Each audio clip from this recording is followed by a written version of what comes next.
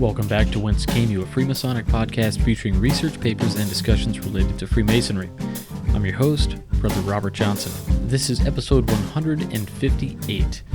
So in the news this week, I've got a couple things to mention, and the first thing I'd like to talk about really quickly is that there is going to be another screening of the Freemason Movie, a great movie, and that was made by brother and friend of the show, Brother Joseph James, who is the movie's producer and one of the film's leading actors. This is a very special screening to me. It actually is going to be to benefit the Children's Dyslexia Center of Metropolitan Chicago. It's going to be followed up by a Q&A with the special guest, Joseph James. He will be there. I will be at the event, and it is going to be a wonderful night. I would encourage everybody to go out and check it out. It's actually going to be at the Valley of Chicago Scottish Rite Cathedral, which is at 383 East Lake Street in Bloomingdale, Illinois. The zip code there is 60108. If you can make it, awesome. If not, maybe next time. The date is Friday, August 29th, right around the corner. It's going to be at 7 p.m., and tickets are going to be $10 if you buy them on the website, which is www.cdcchicago.com/events. Okay, the seats there are reserved seats. It is a wonderful cathedral, very awesome, very comfortable, very top-notch facility. I guarantee you will like it if you go. The movie is going to be fantastic. Again, it's only $10 to attend the event if you do it online. If you do it at the door, it's $15, I believe. So again, it's going to benefit the Children's Dyslexia Center of Metropolitan Chicago. So please, if you can, if you're in the area, check it out. So the second thing that I did want to mention is that in the news, we have a really neat project that's coming up, and I think it's going to turn into its own show. It's the Masonic Radio Theater. This is the brainchild of myself and Brother Bill Hosler. He and I are both very much in love with old-time radio dramas. I myself listen to things like The Shadow and just all manner of different old radio programming and dramas. Bill loves the old comedies, and we talked one day and we decided that it was going to be just a neat project to do, and if it turned into something more, great. Well, it already kind of has. It's blown up a little bit. So it's an ambitious project, and what it is, we are going to produce a series of radio dramas in the style of the 1930s, in that quality.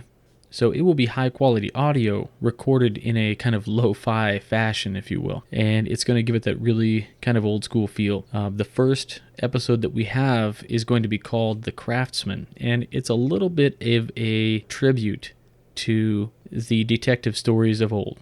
So again, Brother Bill Hosler is managing the new Facebook page that he started, and that's called Masonic Radio Theater. And it was just so cool because I have to give a little shout out to Brother John Paul Gomez of Fraternal Ties, who heard about it. He must have had some just blitz image that popped into his brain, and he created a really neat logo for us, and we're using that. It's an incredible, cool logo. The support on this idea has been amazing. Again, bear with us as we put this together. It'll be our first show, and it's coming up probably in 2 to 3 weeks. It depends on how long it takes, but essentially the Midnight Freemasons are presenting it. So what that means is they are each going to have a part in the play. We live all over the country, so they are going to record their parts, send them back to me. I have to mix them all together and get this just right. I hope you guys will enjoy it. If you check out the Facebook page for the Masonic Radio Theater, I put together something that was just kind of a rough test that I sent Bill Hosler to get him a little bit excited about the way the show is going to sound for our vision, right? And he heard it, he loved it, he put it up on there, on the website there, on the Facebook site for the Masonic Radio Theater. So you can click that, and you can listen to kind of a quick 15-second splice of what we put together for the intro of the new show. So the episode 1 will debut here on Whence, and shortly after it will probably turn into its own program. So this week we actually have a special guest on the show, our friend Michael Karpovage. If you don't know who he is, he's actually a really talented author. He is the author of the Tununda Mysteries, which is a great mystery series that blends a lot of interesting things together, and I think you guys will really enjoy those books. But before we jump into that interview, we do have a piece for this week, which is the third part of Brother James E. Fry's Rosicrucians in the Royal Arch. Rosicrucianism within the Royal Arch, Part 3, A Practical Philosophy. by Midnight Freemason contributor Brother James E. Fry. And again, this is continued from Part 1 and Part 2. If you didn't get a chance to either listen to those pieces in the last two episodes, number 156 and 57, I do invite you to go over to midnightfreemasons.org and read those. They are very good. In 1676, the first printed pamphlet referring to accepted Masons, quote unquote, also shows another connection between the Rosicrucian order and Freemasonry, quote, to give notice that the modern green ribboned cable, together with the ancient Brotherhood of the Rosy Cross, the Hermetic Adepti, and the Company of Accepted Masons intend all to dine together on the 31st of November next, end quote.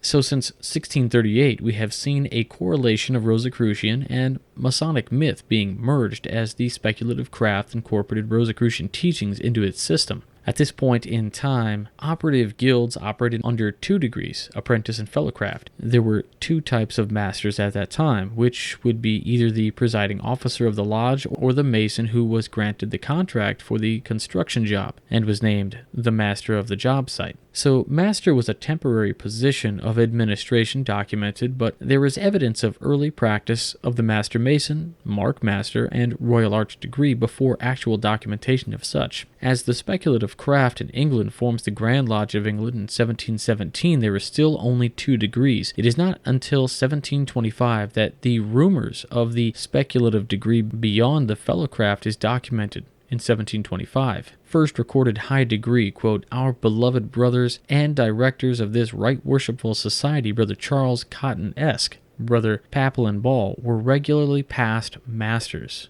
end quote. Philo Musicae et Architecture Societis, May 12, 1725. The Master Mason degree is quickly absorbed into the speculative United Grand Lodge of England and embraced as part of a Masonic ancient craft legend. The Master Mason's degree is made public in Masonry Dissected in October 20th, 1730, which gives clear evidence of the creation of the 3rd degree. In 1743 in London, in the first evidence of the Royal Order of Scotland, bestowing the order of Knight of the Rosy Cross and Knight of Heredom, whose symbolism of a journey to a sacred tower is very similar in nature to symbolism of a chemical wedding of Christian Rosencreutz. But within this Rosy Cross degree, the initiate received the true word, quote unquote, to replace the substitute word. This would tend to prove that before the legend of Hiram Abiff was introduced into the master's degree, the true word was communicated in the master's degree and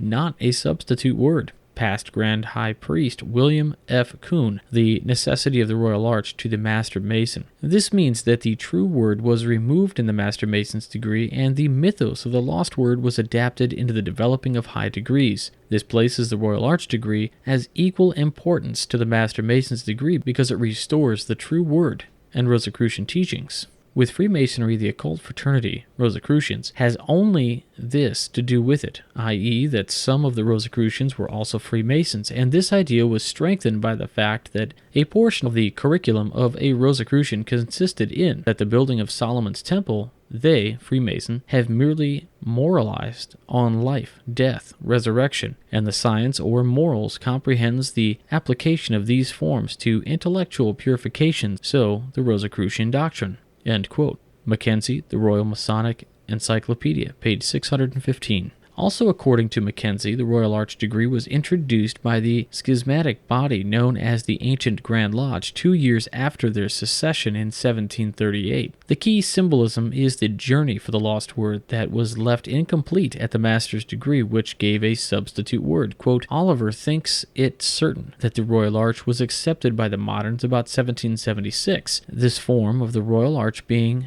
the invention of Robert Dunkerley. Mackenzie, Royal Masonic Encyclopedia, page 636. Dunkerley was a member of the Royal Society and an avid student of Rosicrucianism, and was also the assistant to the astrological and alchemical work of Isaac Newton, a fellow Mason and Royal Society member. So from the very inception of the speculative craft Royal Society, members placed Rosicrucian philosophy at the heart of Masonic allegory in the development of the high degrees. Masonry sought to take the most basic tenets of Rosicrucian teachings and veiled it under a new allegory of symbols in order to make it more practical for the reformed Europe. But the true understanding of Royal Arch Masonry lasts in the interpretation of its symbols through the lens of Rosicrucian teachings, which has its roots in ancient Kabbalism and Hermeticism. All right, again, I hope you enjoyed that paper. Right now, we're going to jump right into our interview. All right, everybody, today we're here talking with Michael Karpovage of the Tununda Mysteries book series. Really cool to get you on the show, and I know I had some scheduling conflicts, and I was kind of weird with my calendar, and I got a little mixed up, and I apologize for that. But, Michael, how are you doing today? I'm doing great, and thanks for having me on the show, and no problem. We can't negotiate with Mother Nature when she knocks out your power. Well, you know, I can try. Right. Well, cooperate.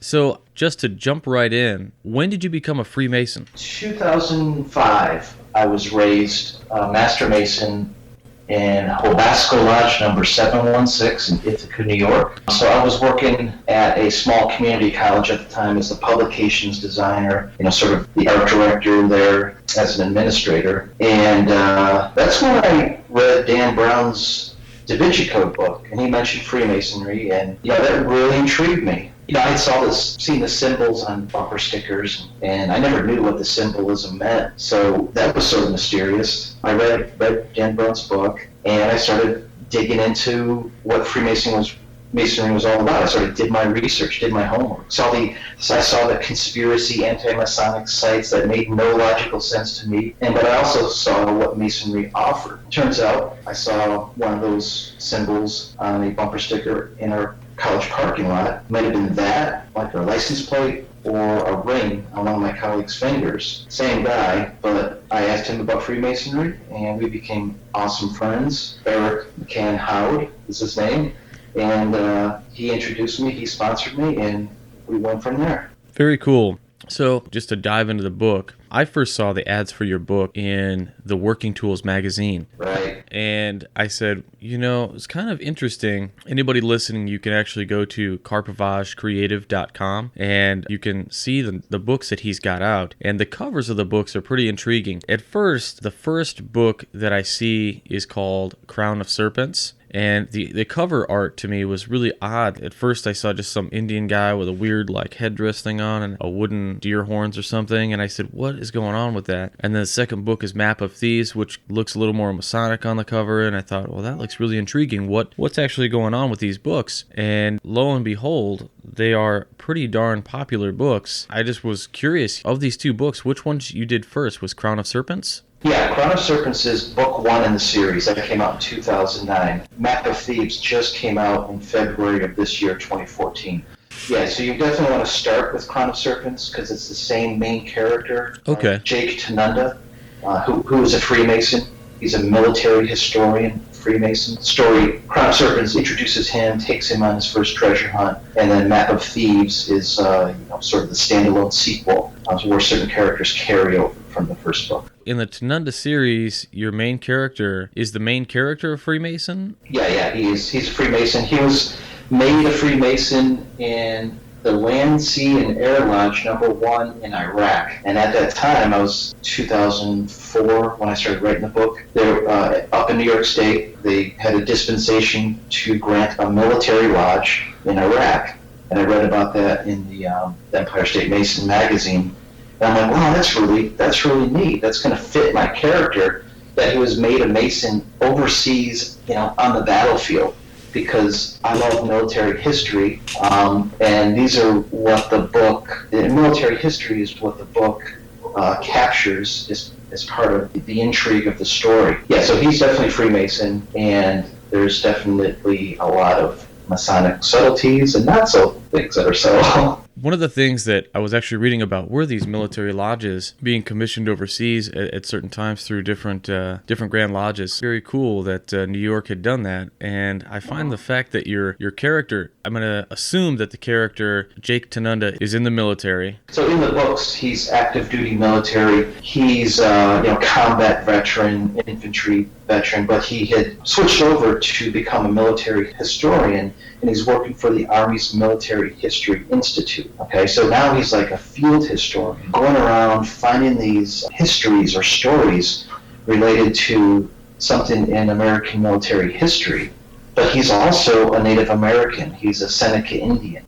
Ah. And so that's where I combine Native American legends and lore and treasure with the military history aspect and with Freemasonry. And then you toss in the obligatory treasure hunt, which is the core of the plot. These are treasure hunt novels. So you have all those ingredients, and that's the recipe for this type of genre. And so that answers my question. Where was the cover art coming from? Very, very interesting. Yes. And I'm glad you mentioned the cover art, that it was impactful for you. Oh, yeah.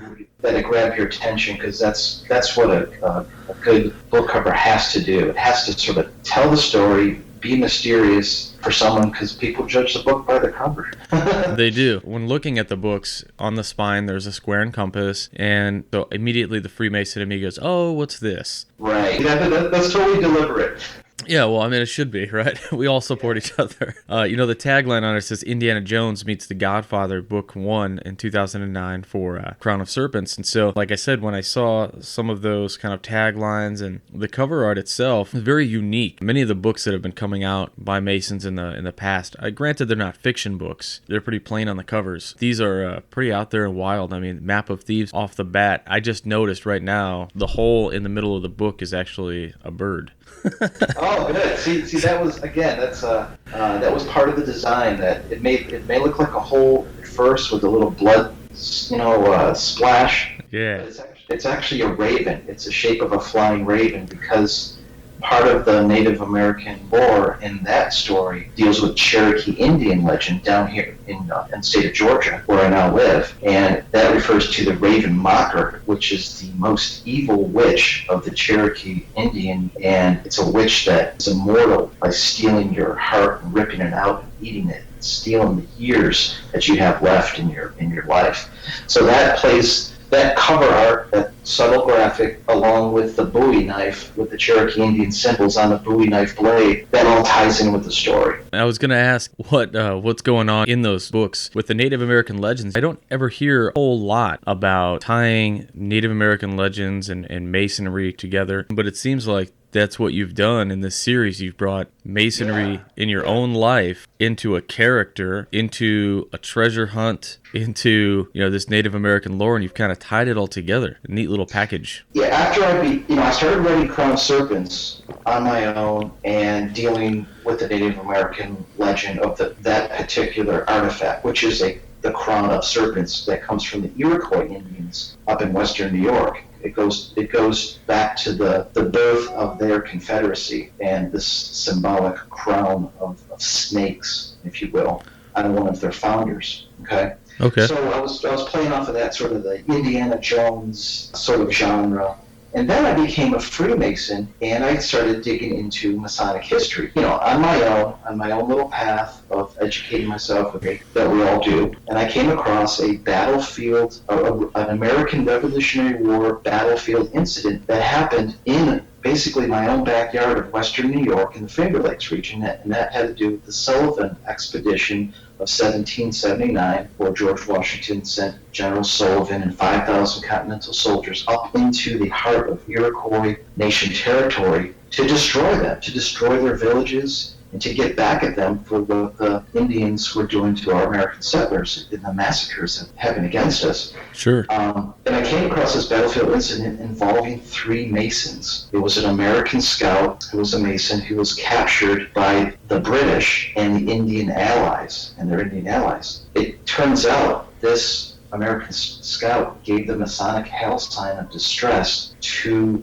the Mohawk chief, Joseph Brant, his enemy. Right. And Joseph Brant was the very first Native American to become a Freemason. Very first Native American to be recorded to become a Freemason. He actually became a Freemason in London, England in 1776, and King George III actually handed him his apron. Okay? So that amazed me right there, this little battlefield story of Masonry in action on the battlefield and the use of the hail sign of distress. One of the tenet of brotherhood and protecting your brother, that's part of Masonry, was there in action. As it turns out, that story, there's a British colonel, Colonel John Butler, who was also a Freemason. He didn't recognize the Hell sign of distress, and he later turned the American Scout over to some of the Indian savages, and they tortured and murdered him to death. And that was one of the most heinous murders in American military history. Holy cow.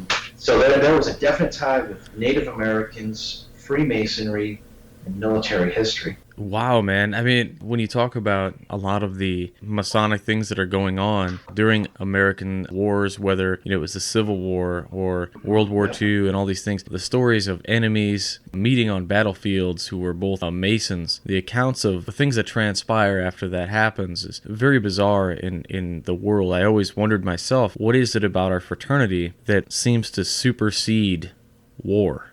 That's what completely intrigued me too. It's like, how is this ancient fraternity, how is it above the loyalty of your own government when you're fighting in war? And that just blew away, that aspect, because it's so, you never hear of that ever. I had heard a story of a gentleman, and it was his grandfather he was in Japan, and at the time it was World War II. The whole group of U.S. soldiers had been captured. They were stripped naked, and then they were getting kicked into a ditch and then shot in the ditch, like a mass grave type scenario. And one of the U.S. soldiers was removing his shirt, and a Japanese soldier came over and grabbed his hand and saw a Masonic ring on it and started yelling at him in Japanese, like ripped the ring off his finger, shoved it in his mouth, closed his mouth, and then kicked him in the chest, and then threw like 4 more guys on top of him, shot those guys instead. And apparently this guy crawled out of bodies, spit his ring out, put it back on his finger, and survived. Oh man, that's incredible. And I thought, that's an incredible story. I thought how amazingly awful, tragic, yet profound moment in fraternity's history that, again, and to think, this is during World War II, and here we have a Japanese Freemason. The lodge over there, the Grand Lodge of Japan, as I understand it, is not huge in membership. So to think about it in World War II era, just who was a Mason back then over there would be pretty interesting. And here you have the first, in your book, the first ever Native American made Mason. Yes, and if I may, I suggest all the readers and listeners out there, go to my website, karpovagecreative.com, and I have an article that maybe one day, Robert, you could do a narrative on this article, do a reading on one of your podcasts. I'd love to. 30 minutes. But this article right here is called Betrayed by a Mason. And it's a free download, it's a free PDF, and this article was published in a number of magazines, originally with the Scottish Rite Research Society out of Washington, D.C., the Plumline newsletter. It was originally published in there. And this article is based on the research that I did on Serpents, the true historical research on that battlefield incident with Joseph Brant, Thomas Boyd, the American Scout, and the British Colonel John Butler. So I go in depth, in detail about what happened, the events leading up to it, and particularly Chief Joseph Brant, because he had the reputation on the battlefield of helping enemy Masons. And I cite 3 examples before the encounter with Boyd about how they would typically take rebel hostages or rebel prisoners and burn them at the stake or put a tomahawk in their skull and just knock them out. But in certain circumstances, he saved American prisoners from death. One was the hail sign that another prisoner gave. One was they saw a Masonic tattoo when they stripped the one guy down. And so these examples, again, this is recorded history. These are eyewitness accounts. You're really going to enjoy that article from a Masonic and military perspective. Definitely cool. And for anybody listening, we will go ahead and we will feature that article in an upcoming episode, perhaps the week after this premieres. We will go ahead and put that in there. And then if it's all right with you, Michael, we could use that PDF as a bonus feature in the app so that guys can actually have access to it there also. Would that be all right? Oh, absolutely. I mean, it's a free download. Yeah, make it available to them, because the more brothers that know about our history and these true actions of Masons on the battlefield, the better for our craft. Absolutely, totally agree. We've talked a little bit about Crown of Serpents. Let's talk about your other book a little bit. Yeah, good segue there. Map of Thieves. Again, we're dealing with some Masonic history. And in this regard, it's the Cherokee Indians. In particular, Chief John Ross, who was basically the Cherokee's George Washington. He was a Freemason. Okay, and this is during the pre-Trail of Tears era, 1840s, early 1800s. And then his nemesis, who was also a Cherokee Indian leader, a great Cherokee Indian leader, Chief Stan Watee. Okay. He was a Freemason. Okay, so here you have these two Cherokee Indians, both Freemasons. They loved their nation, but they hated each other. They hated each other all their lives. They were rivals. They were murderous rivals. And I say that because their followers murdered each other like gangs all throughout these two individuals' lives. It was a political rival. It was a power play. So there were brief times of peace between the two, but it made the Hatfields and McCoys look like kids in a sandbox. Really? Just brutal stuff. So I touch on that history of what happened between these two camps. It turns out John Ross's followers assassinated most of the Stan Watee camp, but he escaped assassination. This was after the Trail of Tears. This is out in Indian territories out west. Right. That ties into the treasure, the lost gold, the lost Cherokee Indian gold that was left behind in North Georgia. And North Georgia had one of America's first gold rushes, 1828. And then the Cherokee Indians were mining gold. And Chief John Ross and Stan Watee, came from very wealthy plantation families. They owned slaves, okay? And they mined gold. But the Cherokee couldn't take the gold with them on the Trail of Tears because American troops would have just confiscated. They could only take the clothes on their back, basically. So a lot of this gold was hidden in secret caches and secret tunnels and buried.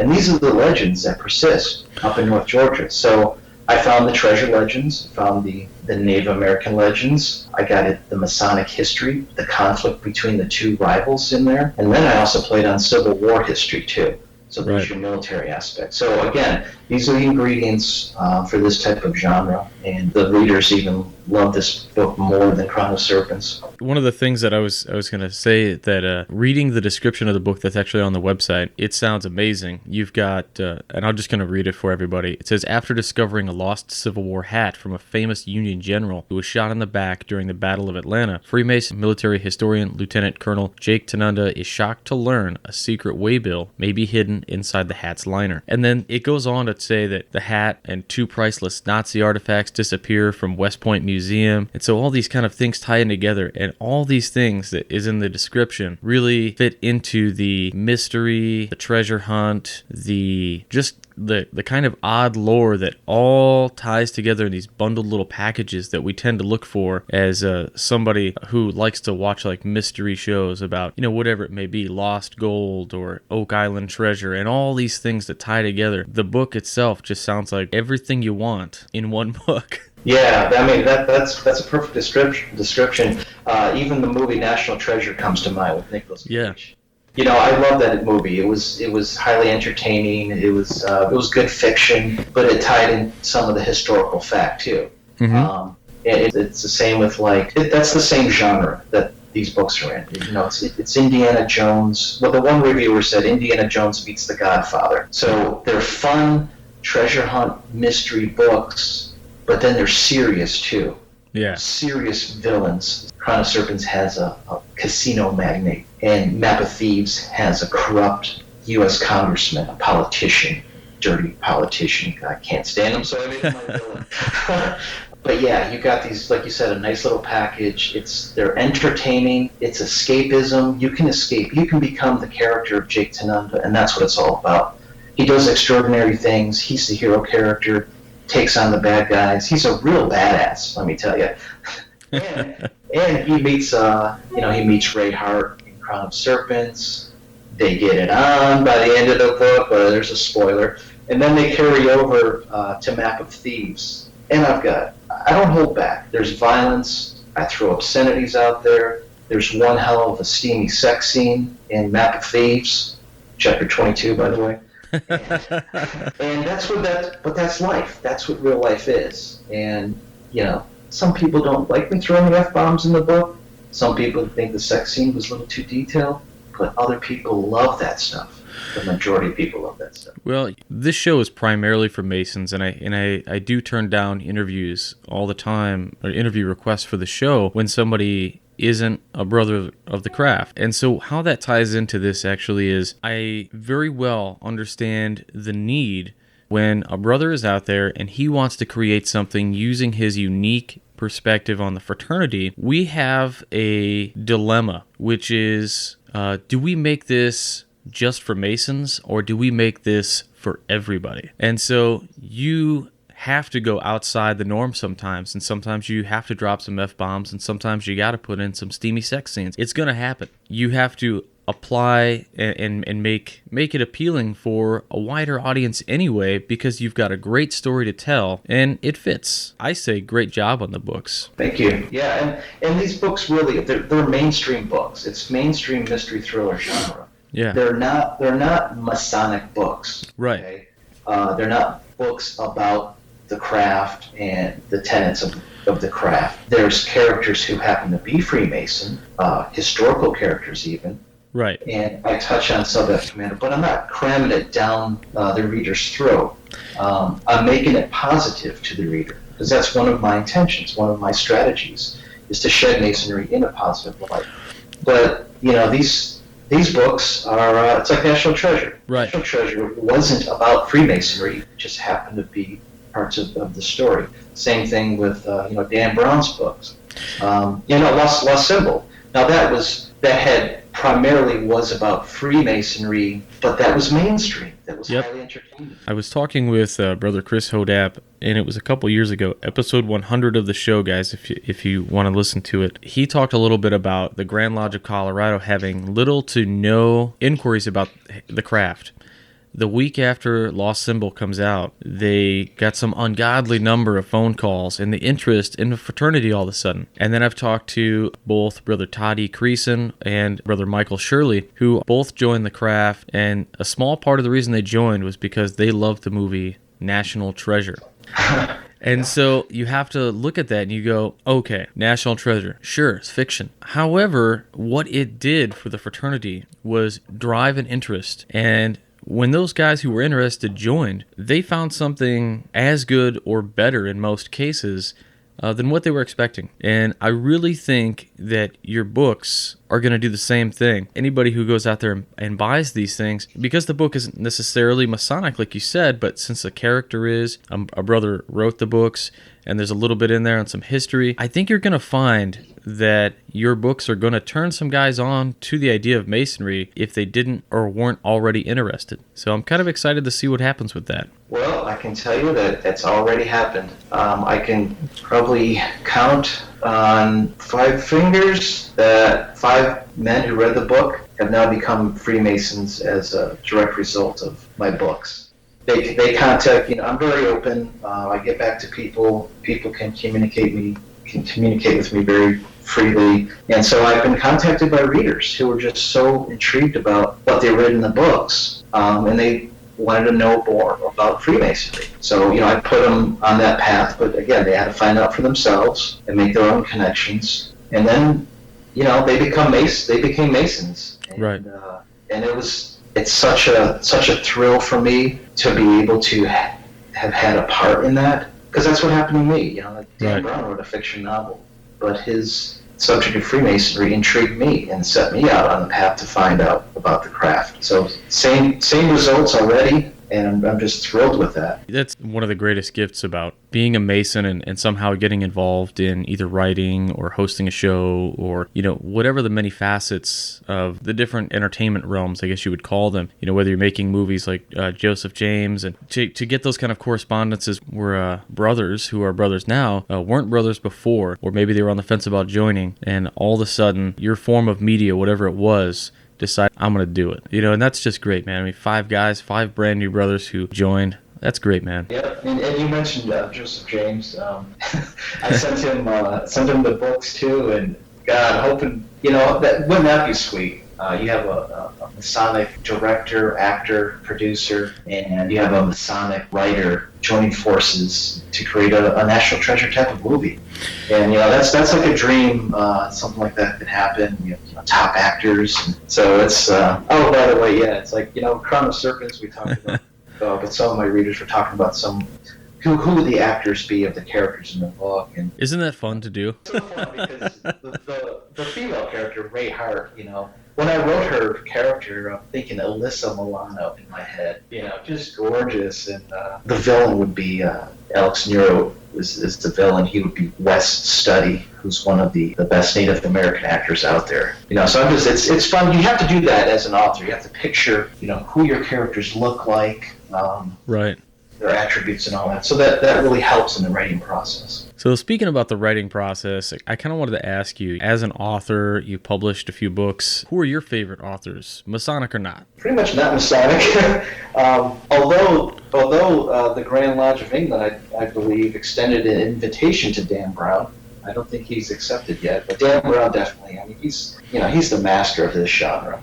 Okay, so his books are incredible. Steve Berry. Love Steve Berry's books. And James Rollins is another top author in this genre. Daniel Silva, Raymond Curry, like Tony Hillerman. Tony Hillerman he passed away, but he wrote lots of police procedural mystery novels based on Navajo Indians and the Navajo Indian Reservation and the police force there. So that's where I really picked up on the Native American legends and mysteries. So very cool. So it's, my books, and another top favorite of mine is Clive Cussler, his action-adventure novels on the sea and treasure hunts. So, when I started writing, I'm like, man, I'd like to be the Clive Cussler of American military history, because all these books have something in common, this particular genre, and that is you're using true history, true factual history, and you're combining it with fiction. Right. And that's where the realism comes in. That's what people love. There's always it starts out with a prologue where you go back in time. So Crown of Serpents, the prologue starts out in 1779, and I recreate that battlefield incident where the scout is given the hail sign of distress right after, his soldiers are lying dead around him. Right. In Map of Thieves, I take you back to 1864 in the Battle of Atlanta, where the general was shot in the back and his possessions are stolen. Okay? And then it jumps into the present day. The rest of the book is a present day novel. Cool. But it's all based on a lost artifact, a lost object. So in Crown of Serpents, it was that scout's lost journal, his diary, that was taken from him when he was tortured to death. And it appears then in the present day, where Jake Tununda, happens to run across it. And some of the clues in this journal lead to the treasure he is seeking. In Map of Thieves, the Union general, his possessions were stolen, and his hat was stolen by the Confederates. But within that hat was a secret waybill. Cherokee Indian clues were on this waybill that leads to a Cherokee treasure. And so then that sets forth the plot of where Jake Tununda gets involved in his various ways, and he's off on a new mission. So that's what all these genres sort of have, those certain ingredients. I usually end up reading these books before I do an interview. And I find myself in a unique situation in that for this particular interview, I haven't read these books, but I'm going to now. Good. And then another great segue is each of these books, the first 3 chapters are available for free as a free PDF on my website, karpovagecreative.com, and that's spelled Karpovage, the word creative.com. So you can download the first 3 chapters, read it, see if you like it, see if you're going to get hooked, and then you can come back and you can purchase the ebook.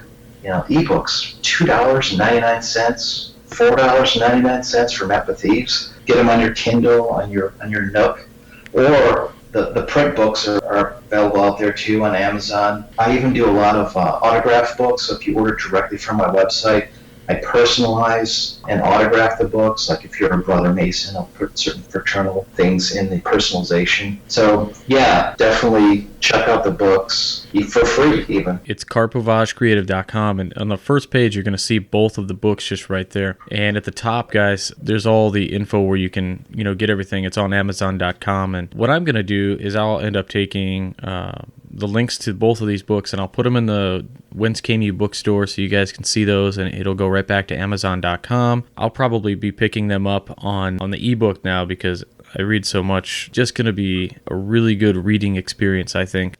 You actually have a couple Masonic characters in that particular book. Would you expound on that just a little bit? Yeah, absolutely. So of course we have the main character, Jake Tununda, who's a Freemason. Turns out one of his Army counterparts is a brother, and he's an Army military police investigator. So he helps in trying to solve this crime that he and Jake are partnered with, okay?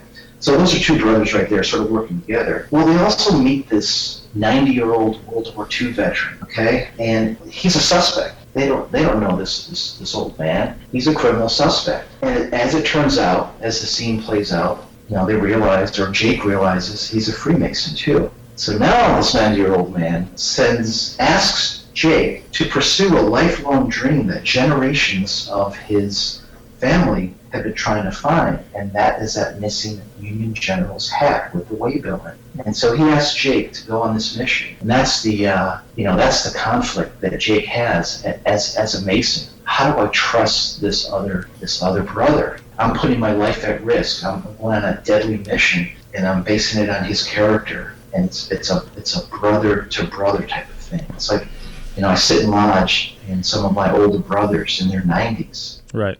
Some close to 100, and that's where this character came from. He's a fiery World War II veteran, a lot of passion, and he's also Cherokee Indian, but he's bent on revenge, and he's bent on finding the treasure.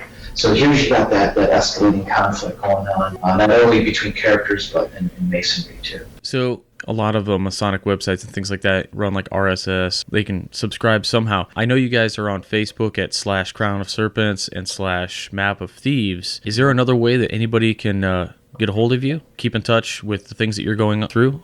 Yeah, the best way is to sign up for my newsletter, the Tununda Mysteries newsletter. Okay. And you can sign up on, there's a link on both those Facebook sites. Also on my site, Karpovage Creative, there's a link that you go to, it's just get your email, and then I'll send out periodic newsletters announcing when I have book signings coming up, events, interviews like this, when the new book is coming out, in a few years. And then, I'll have pre-orders, I'll have giveaways, discounts, things like that. So definitely sign up for the newsletter. I think that's the best approach going forward, because, as we know on Facebook, the exposure is now limited. Right. But it makes it difficult to reach everybody. So the newsletter really is a great way to keep on top and make sure that you know what's going on with your favorite companies and especially authors and podcasts. So at this time, I just wanted to kind of wrap up and say, Michael, I just really appreciate you spending the time and dealing with my goofball scheduling mistakes and finding the time to come on the show and talk to our listeners.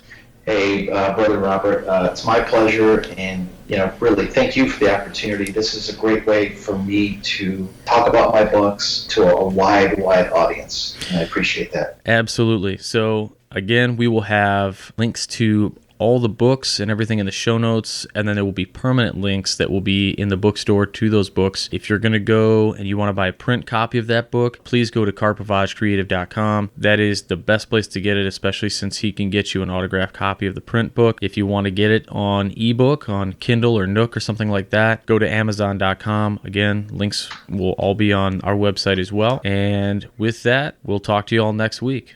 All right. Again, I hope you enjoyed the interview. Please pick up those books and check out Michael Karpovage's website, which is karpovagecreative.com. So, on another note, please support this show. If you like Whence Came You podcast and the Masonic Radio Theater, please visit wcypodcast.com and click the Support the Show tabs. Make a PayPal donation, whether it's $1 or $10. It helps out immensely. And please remember that all the money received goes right back into the production of these shows, particularly Whence Came You. No one is paid. It just pays for the costs of hosting the audio files and equipment if need be. Another way to support the show is, of course, through our apps, which are on Apple, Android, and Windows 8. So check those out. What those apps allow you to do is to listen to this show streaming, and also you will be able to download the papers that we read on the show via PDF, so you have them on your phone. Perhaps you want to read them in Lodge. You don't even have to print them. You can just pull it up and read it right there for perhaps your educational minute or any other topic you may have in Lodge. It's a pretty handy tool. As a Lodge education officer, there have been times where I came to Lodge ill-prepared for education, and I have pulled up my own papers on the app and used those,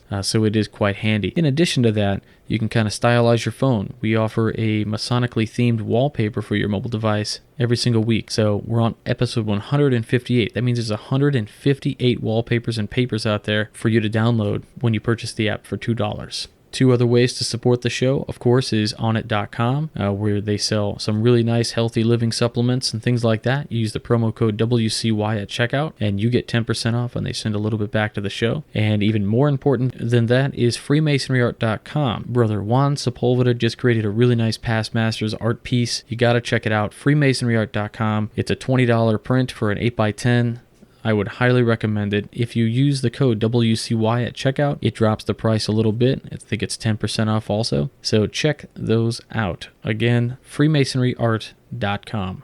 Really cool stuff. So being a little bit longer of an episode this week, I wanted to again keep this famous Freemason a little on the shorter side, but there was just too much neat information on this guy. So the famous Freemason of the week is Federico del Sagrado. He was born on the 5th of June, 1898, and he passed away 18th of August, 1936. And he was a Spanish poet, dramatist, and theater director. And if you don't recognize his name, that is his Spanish name. So he went by his formal name, which was just Garcia Lorca. So he achieved international recognition as an emblematic member of the Generation of 27. He was actually executed by nationalist forces during the Spanish Civil War. Garcia Lorca was born on the 5th of June in 1898, again, in Fuente Vaqueros, a small town a few miles west of Granada, southern Spain. His father, Federico Garcia Rodriguez, was a landowner with a farm in the fertile Vega surrounding Granada and a comfortable villa in the heart of the city. Garcia Rodriguez saw his fortune rise with the boom of the sugar industry. Garcia Lorca's mother, Vincenta, was a teacher and a gifted pianist. In 1909, when the boy was about 11, his family moved to the city of Granada. For the rest of his life, he maintained the importance of living close to the natural world, praising his upbringing in the country. In 1915, after graduating from secondary school, Garcia Lorca attended Sacred Heart University. During this time, his studies included law, literature, and composition. Throughout his adolescence, he felt a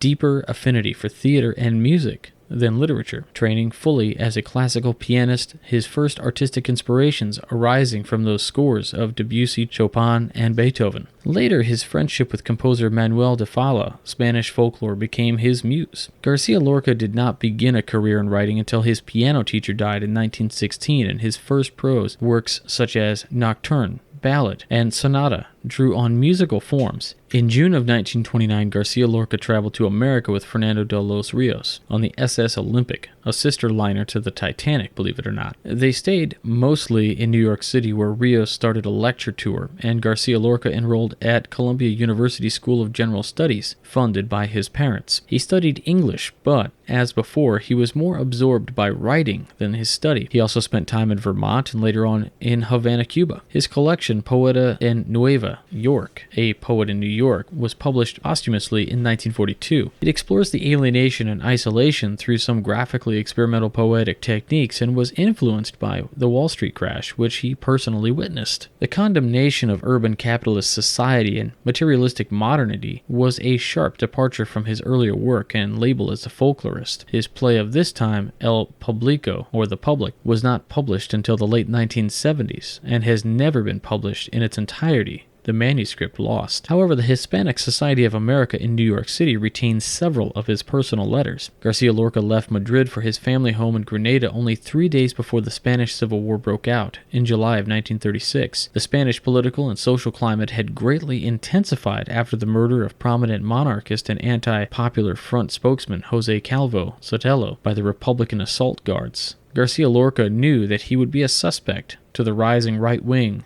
for his outspoken liberal views. On 18th of August, his brother-in-law, Manuel Fernandez, the leftist mayor of Grenada, was shot. Lorca was arrested that same afternoon. It is thought that Garcia Lorca was shot and killed by nationalist militia on the 19th of August in 1936. The author Ian Gibson, in his book The Assassination of Garcia Lorca, alleges that he was shot with 3 others, Joaquin Cabezas, Francisco Mergal, and Dioscoro Gonzalez, at a place known as the Fuente Grande, or Great Fountain in Spanish, which is on the road between Viznar and Alfacar. Garcia Lorca was a member of Alhambra Lodge in Spain. That's it for this week. Please find us on Facebook and follow us on Twitter. Please check out the midnightfreemasons.org, the masonicroundtable.com, which is our live show that we do. It's just like The View, except it's with Freemasons, and we talk about Masonic things. It's a really fun program. We have tremendous talent on there, and that is airing on Tuesday nights at 10/9 Central. It's live on YouTube or Google Hangouts, so it's really cool. It is syndicated on YouTube for perpetuity, and